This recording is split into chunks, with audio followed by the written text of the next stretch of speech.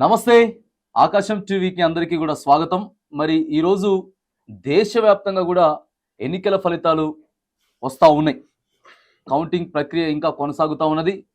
దాని సందర్భంలో మరి ఇప్పటివరకు ఎలాంటి రిజల్ట్ వచ్చాయి, నాయకులందరికీ కూడా ఎలాంటి తీర్పు ఇవ్వబోతా ఉన్నారు.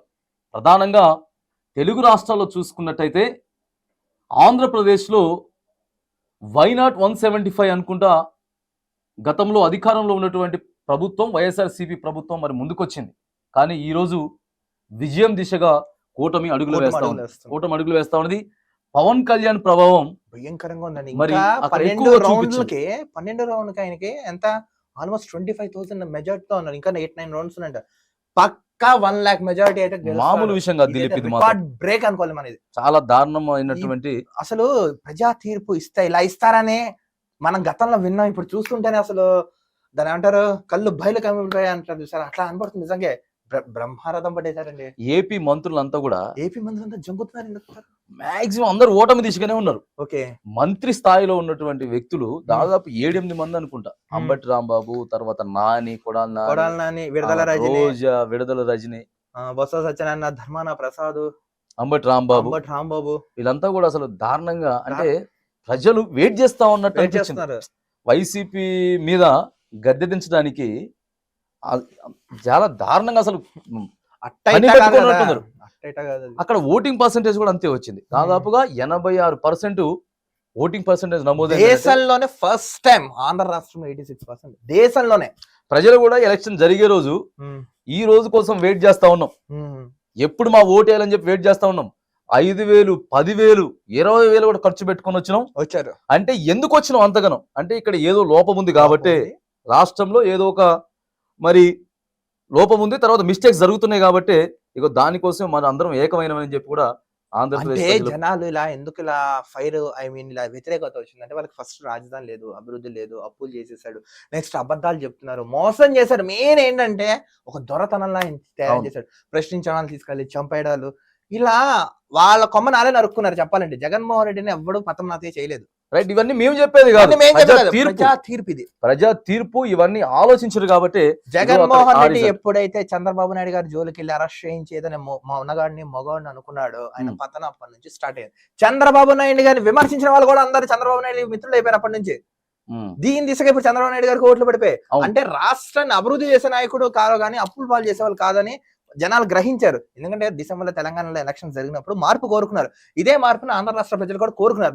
పవన్ కళ్యాణ్ కూడా నెక్స్ట్ ఇప్పుడు పవన్ కళ్యాణ్ విషయంలోకి వచ్చినప్పుడు కదా, పవన్ కళ్యాణ్ కూడా చూడండి, చాలా మంది లాస్ట్ టైం గతంలో 2 సార్లు ఆయన పోటీ చేశాడు, ఓడిపోయాడు. పాపం నోటకు వచ్చిన స్థానాలు రాలేదు. ప్యాకేజ్ స్టార్ అని ఎంతో మంది పాపం ఆయన పర్సనల్ జీవితాల్లో కలిసి ఇబ్బంది పెట్టారు. జనాలు కొట్టిన దెబ్బ ఎలా ఉందో చూసారా? ఏమనిపించింది చూస్తే అసలు? అంటే పవన్ కళ్యాణ్ 5 సంవత్సరాల క్రితం 2019 ఎన్నికల ఒకే ఒక స్థానం వచ్చింది. అది కూడా రాజోలు రాపాక వరప్రసాద్ ఆయన కూడా అధికార పార్టీలోకి వెళ్ళిపోయాడు. కానీ ఇవాళ చూడండి పవన్ కళ్యాణ్ ఎంత ప్రభావం అంటే గెలుపుని డిసైడ్ చేసేసాడు. గెలుపుని డిసైడ్ చేయడానికి 21 సీట్స్ లో 17 సీట్స్ జేఎస్పీకి వచ్చింది, జనసేన పార్టీకి. అవును, 2 పార్లమెంట్ కొట్టేశారు ఎంపీలు. 100% పీఠాపురంలో మరి ఆధిక్యంగా మెజారిటీ జరిగిపోతుంది. ఆల్మోస్ట్ ఆల్ ఇప్పుడు మనకి 12:30, 1 PM వరకు పూర్తి రిజల్ట్ మనం చూసుకున్నట్టయితే ఆల్మోస్ట్ 40,000 21 స్థానాలలో పోటీ చేస్తే మరి 17, 18 స్థానాలకి చాలా. ఇదే పవన్ కళ్యాణ్ విమర్శించిన ఈ మంత్రులు ఇప్పుడు ఏం చెప్తారు? దీనికి సమాధానాలు ఏడుస్తున్నారు. మంత్రులు ఎక్కడ పోయారు? అంబటి రాంబాబు, ధర్మాన ప్రసాద్ రావు, బొత్స సత్యనారాయణ, ప్యాకేజ్ స్టార్, గెలవలేని స్టార్, 3 పెళ్లి స్టార్ అన్నావు. మీ అందరికి రేపు పొద్దున బ్యాండ్ బాజా భారత్ ఉంటారేమో అనుకుంటున్నా. సరే, వాళ్ళు ఇంకోటి చేసిన అంటే అలా విమర్శించినా కూడా ఆయన పట్టించుకోకుండా ప్రజల్లో తిరిగి అభిమానాన్ని ఓటు హక్కు వరకు తీసుకొచ్చారు. అంటే ప్రజలు తలుచుకుంటే ఏదైనా జరగదు, ఏమైనా చేయొచ్చు. చూసారా ప్రజలరా? మనం అంబేద్కర్ గారు ఎప్పుడో చెప్పారు, మనకి మీకు గుర్తుందో లేదో. అవును, ఓటు వేసి రాజులు అవుతారా, అమ్ముకుని బానిసలు అవుతారో మీ ఇష్టం, నేను మీకు డబ్బు ఇవ్వలేదు, అధికారం ఇవ్వలేదు, ఓటు అని విలువైన ఆయుధం ఇచ్చాను ఆయన. కానీ కీలకమైన వ్యాఖ్యలు చెప్పారు. అది మన ఆ రోజు ఈరోజు చూసాం, ఇలా కల్లారా చూస్తున్నాం ఈ రిజల్ట్ ఇలా ఉందా అని.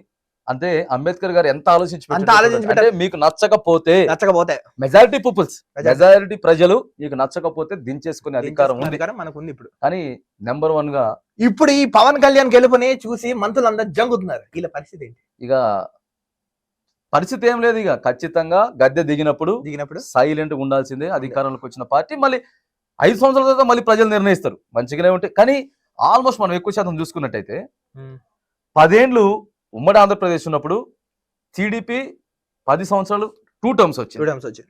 2 టర్మ్స్ కాంగ్రెస్ పార్టీ వచ్చింది.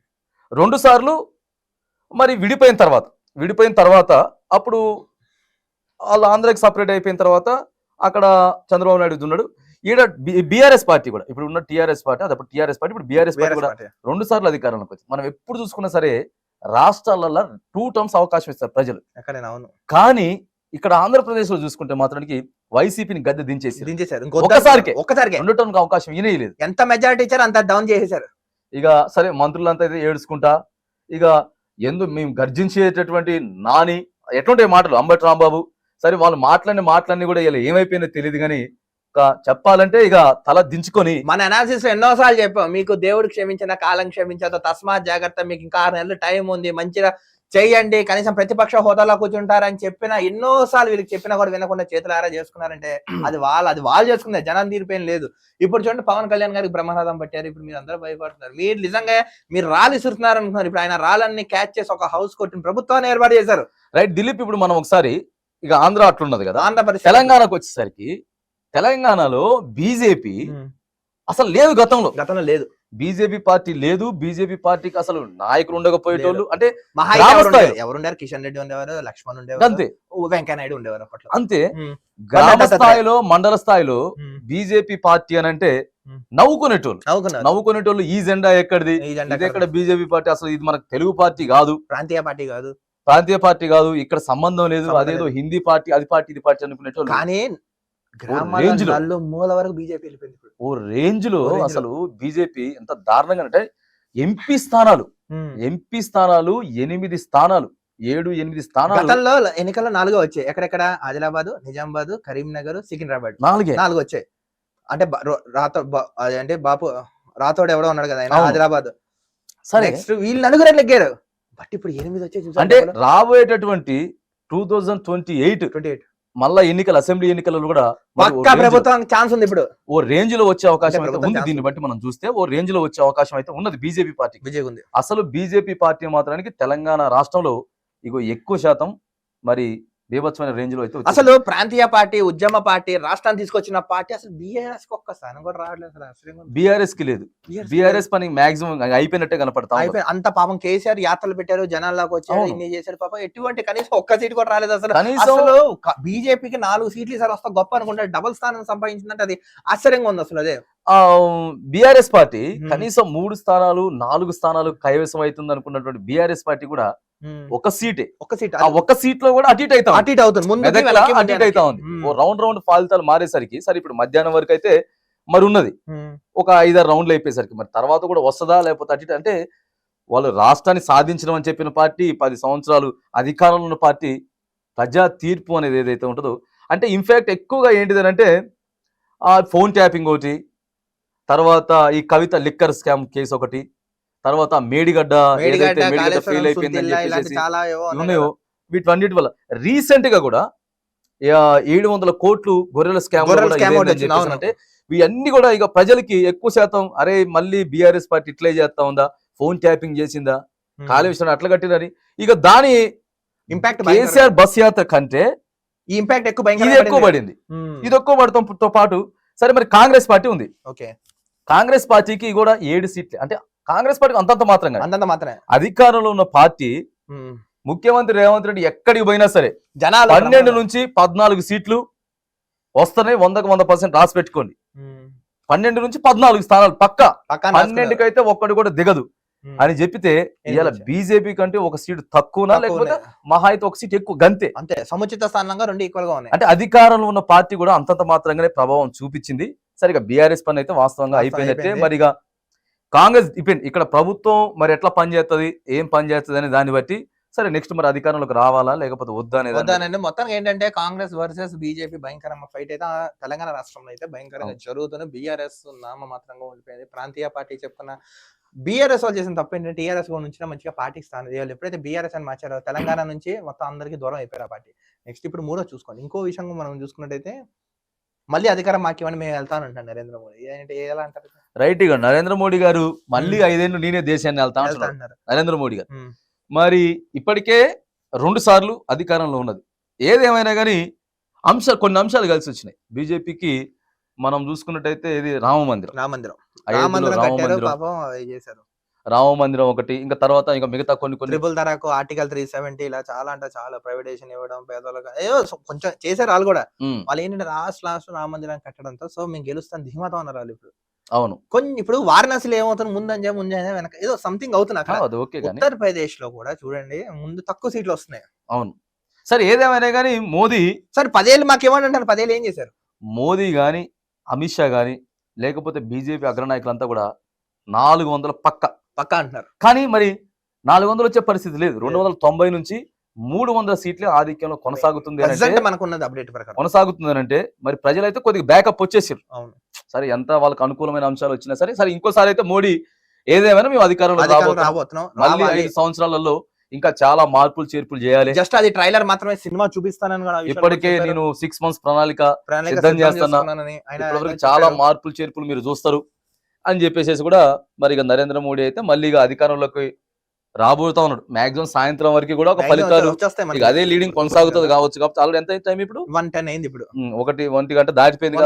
ఇంకో 4-5 గంటల భవిష్యత్తు భావితరం ఏముందో మొత్తానికి కొండ బద్దలు కొట్టినట్టు అయిపోతుంది. రైట్ గా ఏదేమైనా కానీ మోదీ మాత్రానికి మళ్ళీ 3వ సారి నేనే ప్రధానమంత్రి అవుతున్నా, లీడింగ్ మాకే ఎక్కువ మంది వచ్చారు. సరే ఆశించిన దానికంటే కొద్దిగా సీట్లు తగ్గినా కూడా అధికారంలోకి నేనే వస్తా ఉన్నా, మళ్ళీ ఖచ్చితంగా నేనే వెళ్తా అని చెప్పేసి ఇక అంటున్నాడు. ఇప్పుడు వీళ్ళందరూ ఒక ఎత్తు అయితే ఇప్పుడు ఆంధ్రప్రదేశ్, తెలంగాణ, భారతదేశం దేశవ్యాప్తంగా కూడా మనం ఎట్లయితే ఇక కొంతమంది ఉన్నారు.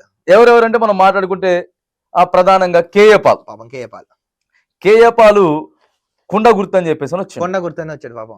కేఏ పాల్ కి చాలా దారుణమైన పరిస్థితి ఉన్నది, అసలు గెలిచే పరిస్థితి లేదు. మరి అసలు ఆయన చూడండి విశాఖపట్నం నుంచి ఎమ్మెల్యే గాను ఎంపీగా 2 చోట్ల పోటీ చేశాడు. ఆయన ఇటు కూడా పోయా గెలవకపోయాడు. అసలు నిజంగా ఆయన తెలంగాణ రాజకీయాల్లో కానీ ఆంధ్రప్రదేశ్ రాజకీయాల్లో కానీ దేశ రాజకీయాల్లో కానీ నేను ముందుంటాను నాతోనే దేశం నడుస్తున్న విధంగా ఆయన చెప్పాడు, ప్రవర్తించాడు, చూపించాడు. కనీసం ఆంధ్రలోనే ఈసారి సీట్ ఇస్తారేమో అని అనుకుంటే మాత్రం అసలు ఎటువంటి 2 నియోజకవర్గాలలో పోటీ చేసి 2 ఓడిపోయాడంట. 2 కూడా మనకు వచ్చిన ఇప్పుడు ప్రజెంట్ రిపోర్ట్ ప్రకారం ఆయన గాజువాకలో పోటీ చేసిండు. 394 ఓట్లు ఇప్పటి వరకు పోలే పాప ఆయన కేఏ పాల్. తర్వాత విశాఖలో పోటీ చేసింది ఎంపీగా పోటీ చేస్తే 1190 ఓట్లు మాత్రమే వచ్చినాయి కేఏ పాల్. అంటే కుండ మొత్తం బద్దలైపోయింది. కుండ బద్దలు కొట్టి ఎదుగుపోయారు ఎవరు బద్దలు కొట్టేసారు. మరి వాస్తవం అది అంతే వాస్తవం. మరి ఇక కేఏ పాల్ ఇక జోకర్ గా వచ్చి అది ఇది కానీ సీరియస్ ఉంది, చేస్తాన మనిషి నేను చేయగలుగుతాను అంటున్నారు. అది నిజం అబద్ధం మనకి అధికారం ఇస్తే కానీ చెప్పలేం ఆయన మాటలని. ఎందుకంటే దేశంలో గానీ రాష్ట్రాల్లో ఎక్కడ ఎందుకు జరిగినా ఆయన పాత్ర అనేది ప్రత్యేకంగా ఉంటుంది అందులో. అవును మీరు అర్థం చేసుకోండి. కానీ ఈసారి కూడా ఏమైనా అనుకున్నాం, బట్ కొంద బదలు కొట్టి పగిలిపోవడం ఆయన చేతులారా బదలు కొట్టుకున్నాడా లేకపోతే అదే బదిలి ఎవరికి అదే ఆయన చెప్పే మాత్రానికి మ్యాటర్ ఉంటది కానీ చెప్పేది చాలా సిల్లీగా.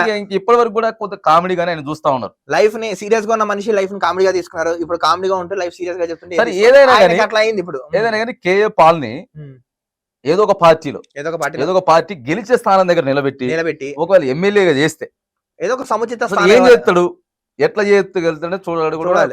చూసి ఆ విధంగా వస్తే ఆయనకి నెక్స్ట్ ఎలక్షన్ లో ఏమైనా ఛాన్స్ ఉండొచ్చు. లోకల్ పార్టీస్ గానీ ఎనీథింగ్ ఎక్కడైనా కానీ. రైట్ అక్కడ కేఏ పాల్ ఏపీలో ఇప్పుడు కేఏ పాల్ పోటీ చేసిండు. ఇక 2 ప్లేస్లలో కూడా కుండ బద్దలైపోయింది. తీసుకుంటే తెలంగాణ రాష్ట్రానికి వచ్చేసరికి బర్రెలక్క తెలంగాణ రాష్ట్రానికి వచ్చి కొల్లాపూర్ నుంచి ఇండిపెండెంట్ గా గెలిచారు ఆవిడే కదా లాస్ట్. అదే పోటీ చేశారు లాస్ట్ ఇండిపెండెంట్ కొల్లాపూర్ నుంచి ఆమె చేసింది. ఆమె ఎట్లా ఫేమస్ అయిపోయింది అంటే బీఆర్ఎస్ ప్రభుత్వం ఉంది, కేసీఆర్ ముఖ్యమంత్రి ఉన్నాడు కదా. కేసీఆర్ ముఖ్యమంత్రి ఉన్నప్పుడు ఉద్యోగ నోటిఫికేషన్ రావట్లేదని చెప్పి నేను చదువుకున్నా, అయినా ఉద్యోగ నోటిఫికేషన్ రాకపోతే నేను గేదెల్ని కాసుకుంటున్నా, ఆవుల్ని కాసుకుంటానని చెప్పి ఒక వీడియో ఒక రీల్ తో ఫేమస్ అయిపోయింది ఆవిడ. అవును ఒక రీల్ తో ఫేమస్ అయిపోయి ఇక నిరుద్యోగుల దగ్గర నుంచి కూడా నువ్వు కర్ణే శిరీష ఆవిడే కదా ఆమె శిరీష. ఇక ఆమె కూడా ఇప్పుడు ఎంపీగా పోటీ చేసింది కానీ అస్సలు ఊహించినటువంటి ఫలితాలు బర్రెలెక్క కూడా రాలేదు. తుస్సు అన్నది బర్రెలెక్క అనేటటువంటి నోటాకు వచ్చిన సముచిత స్థానాలు కూడా నోటాకు వచ్చినవి కూడా రాలేదు. అసలు అప్పుడు మన ఛానల్ కి ఉన్న రిపోర్ట్ ప్రకారం నాగర్ కర్నూలు పోటీ చేసింది. నాగర్ కర్నూలు పోటీ చేస్తే 1032 ఓట్లు మాత్రమే, అంటే 1032 ఓట్లు మాత్రమే పడ్డాయి. ఆమె కంటే నోటాకి ఎక్కువ పడ్డాయి. ఇప్పుడు 1 గంట వరకు 1500 ఓట్లు నోటాకు పడితే 1000 ఓట్లు మాత్రమే మరి శిరీషకు బరి లెక్కగా పడ్డాయి. మరి గతంలో పోటీ చేసినప్పుడు ఆమె ఎమ్మెల్యేగా 5,000 నుంచి 6,000 మెజారిటీ వచ్చింది. అంటే ఐ మీన్ కొంచెం స్థానాలు వచ్చాయి, కొద్దిగా ఎక్కువ వచ్చినాయి. అసలు పార్లమెంట్ సగానికి సగం పడిపోయి. ఎంపీ అంటే దాదాపుగా 7-8 అసెంబ్లీ నియోజకవర్గాలు ఆల్మోస్ట్ ఒక 10 లక్షల మంది ఓట్లేస్తారు. 10 నుంచి 15 లక్షల మంది ఓట్లేస్తారు. అంటే ఒక్కొక్క నియోజకవర్గానికి 2 లక్షల మంది 12 అదే 14 లేదా 16 మంది. మరి అది తక్కువ ఓట్లు అయితే వచ్చినాయి. తుస్సు అన్నది బరిలకు అంటే ఓ రేంజ్ లో ఈసారి వస్తది, నేనే గెలుస్తా, నేను మాత్రమే గెలుస్తా అని పోరాడారు. ఎమ్మెల్యే గాను ఎంపీ గాను. ఎమ్మెల్యేకి నేను ఓడిపోయినా కానీ ఎంపీకి పోటీ చేస్తాను, గెలుస్తా అని చెప్పేసి అన్నది. మరి బరి లెక్కను కూడా ప్రజలు తిరస్కరించారు. మొత్తానికి ఏంటంటే ఈ దేశంలో అనేది ఫైనల్ ఏంటంటే ఇప్పుడు చాలా మంది చూసుకున్నాం ఎగ్జిట్ పోల్స్ అని, ఇవన్నీ ఎగ్జాక్ట్ పోల్స్ ఇలా ఉంటాయి.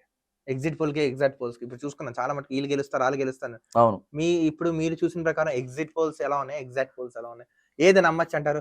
భవిష్యత్తులో జరిగే ఎన్నికలు ఇలాంటి వాటికి ఏమైనా స్కోప్ ఛాన్స్ ఉంటుందంటారు? ఇక ప్రధానంగా ఎక్కువ చర్చ ఆంధ్రప్రదేశ్ గురించి జరిగింది. ఆంధ్రప్రదేశ్ గురించి చర్చ జరిగినప్పుడు కూటమి గెలవడానికి ప్రధానంగా కారణాలు మరి ఇక మనకు అక్కడ ప్రజలు టీడీపీ ముందుగానే 6 పథకాలను ప్రకటించడం ఒకటి, తర్వాత ఇక జనసేన పొత్తు పెట్టుకోవడం ఒకటి, తర్వాత ఇక land titling acting Jaganmohan Reddy last land titling act అతను కావాలని అతని కారణమైంది. అంటే ఒరిజినల్ డాక్యుమెంట్స్ ఆయన పెట్టుకుని జిరాక్స్ కాపీలు జనాలకు ఇస్తారంట. తర్వాత చంద్రబాబు నాయుడు అరెస్టు చేయడం వల్ల కార్యకర్తల కసి బాగా పెరిగింది అనేది ఒకటి. అవును, తర్వాత ఏపీలో రాజధాని లేని రాష్ట్రంగా వైసీపీ మార్చిందని చెప్పేది ఒకటి ప్రధానంగా పోయింది. తర్వాత అభివృద్ధి లేదని చెప్పి పదే ఇక అభివృద్ధి లేదని ప్రజలకు బాగా తీసుకుపోయారు. మౌత్ టాక్ బాగా వెళ్ళిపోయింది. ఆ మౌత్ టాక్ పోవడం ఒకటి. తర్వాత ఇక సీఎం జగన్ చేసిన ఎమ్మెల్యేల బదిలీలు గేదెకి రంగేసి ఆవని చూపించాడు, అట్లా బదిలీ చేయడం. ఇక చంద్రబాబు నాయుడు కూడా కొద్దిగా రాజకీయంగా అవగాహన వ్యక్తి, అభివృద్ధి చేసిన వ్యక్తి. Hyderabad hitech city, cyber, Telangana రాష్ట్రానికి హైదరాబాద్ చూసారు కాబట్టి ఇదే వ్యూహం ఆయన చేయగలుగుతారు. వ్యూహాలు పనిచేసినాయి. మనకి రాజధాని లేదు, తప్పు చేసాం, ఈ తప్పు మళ్ళీ ఇంకోసారి చేయకూడదని జనాన్ని డిసైడ్ అయిపోయి వాళ్ళకి స్థానం వేసి బంపర్ మెజార్టీతో గెలిపించారు. నిజంగా ప్రజా తీర్పు అనేది దెబ్బ ఎలా తగిలిందో నాకు తెలిసి వీళ్ళు కోలుకోవడానికి ఇంకా చాలా టైం పడుతుంది అనుకోండి. కానీ ఒకరు చెప్తున్నాను అబ్బా, ఈ దేశంలో అయినా రాష్ట్రంలో అయినా ఎవరైనా ప్రజలైనా మనమే రాజులో. ఎందుకంటే అలాంటి ఓటు హక్కు మనకు ఉంది. చూసారు కదా, మీరు వేసిన ఒక్క ఓటుతో రాష్ట్రమే కాకుండా దేశం మొత్తం ఎలాంటి స్థానాలు ఎలాంటి ఏదైనా జరుగుతున్నాం మొత్తం. అందుకే ఓటు విలువ జనాలకు తీసుకెళ్ళాలి, ఓటు విలువ చెప్పాలి, అభివృద్ధి చేసే నాయకుడు కావాలి. కుల మత వర్గ ప్రాంత భేదాలకి ఏం లేకుండా మనిషిగా చూసి అభివృద్ధి చేసే విధంగా ఓటు వేసుకున్నది రాష్ట్రంగా సుభిక్షంగా అయితే ఉంటుంది. ఏమంటారు? అయితే అందుకే ఇక ప్రజా తీర్పు అనేది శిరస ఎవరైనా వహించాలి.